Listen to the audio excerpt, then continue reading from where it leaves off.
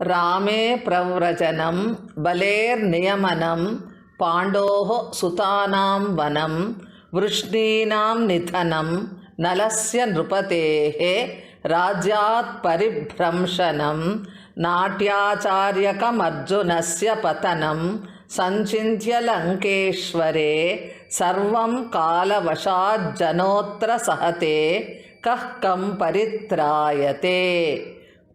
ಪಂಚತಂತ್ರಂ.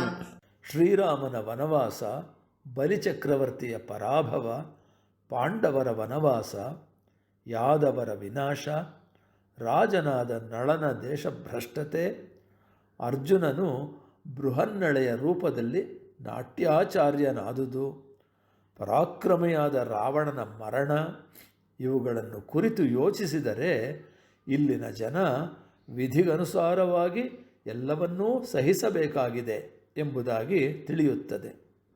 ಹಾಗಾಗಿ ಯಾರು ಯಾರನ್ನು ತಾನೇ ಕಾಪಾಡಬಲ್ಲರು?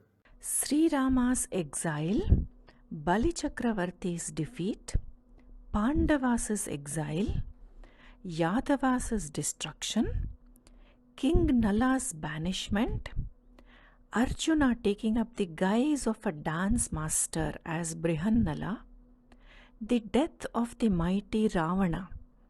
If you think about all these, you will understand that everything has to be endured according to destiny. So who can truly protect whom?